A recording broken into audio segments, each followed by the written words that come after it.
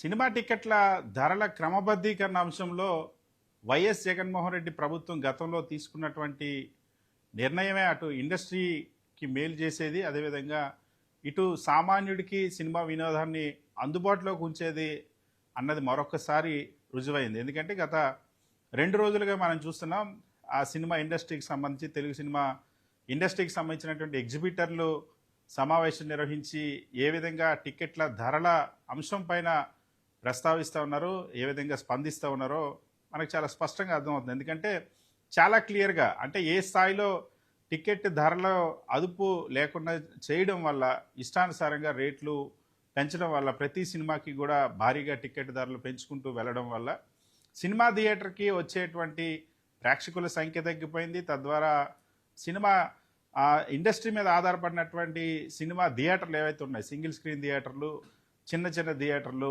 ఏవైతే ఉన్నాయో అవి ఎంత స్థాయిలో దెబ్బతింటా ఉందో భవిష్యత్తే ప్రశ్నార్థకంగా మారినటువంటి పరిస్థితి.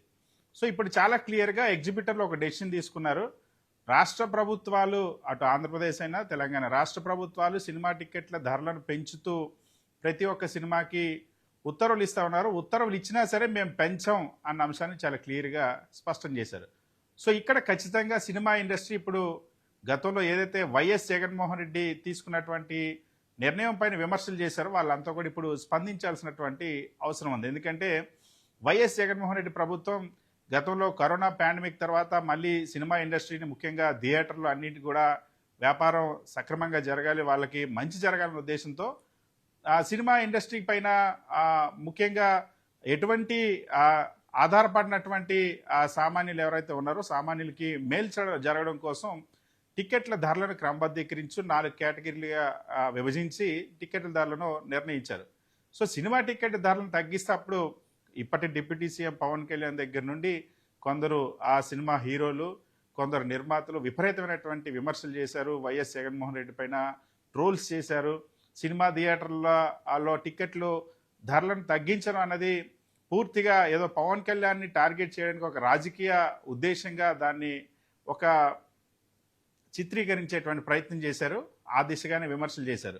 అయితే ఇప్పుడు ఏం చెప్తారు? ఎందుకంటే పవన్ కళ్యాణ్ గతంలో టికెట్ల ధరల పెంపుకు సంబంధించి కేవలం ఆయన సినిమాల కోసమే టికెట్ ధరలు తగ్గించేస్తున్నట్టుగా చెప్పారు. కానీ ఇవాళ సాక్షాత్తు సినిమా ఇండస్ట్రీకి సంబంధించిన ఎగ్జిబిటర్లే టికెట్ ధరలు పెంచకూడదు, పెంచడం వల్లే సినిమాకి వచ్చేటువంటి, థియేటర్కి వచ్చేటువంటి ప్రేక్షకుల సంఖ్య తగ్గిపోయిందన్న అంశాన్ని స్పష్టంగా చెప్పారు. అదేవిధంగా గత 24 నెలల్లో అనేక సందర్భాల్లో ఆంధ్రప్రదేశ్ రాష్ట్రంలో కూడా టికెట్ ధరలు తగ్గించాలన్నటువంటి ఒక డిమాండ్ వచ్చింది.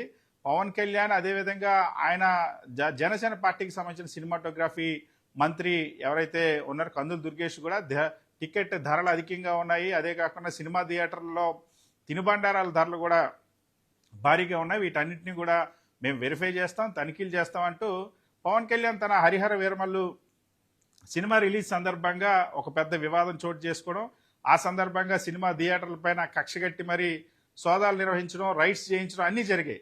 అయితే వాటికి సంబంధించి ఈ రోజుకి కూడా టికెట్ ధరలకు సంబంధించి, క్రమబద్ధీకరణకు సంబంధించి కానీ, లేదా సినిమా థియేటర్లో కొనుగోలు చేసేటువంటి ఎవరైతే సినిమాకి వెళ్లే వాళ్ళు కొనుగోలు చేసే తినుబండారాలు ఉంటే వాటి ధరల విషయంలో ₹1 కూడా ఇప్పటివరకు కూడా తగ్గించలేదు. పైగా ప్రతి పవన్ కళ్యాణ్ సినిమాకి కూడా ధరను పెంచుకుంటూ వస్తున్నటువంటి పరిస్థితి. సో మరి ఆ తనిఖీలు దేనికి చేశారు?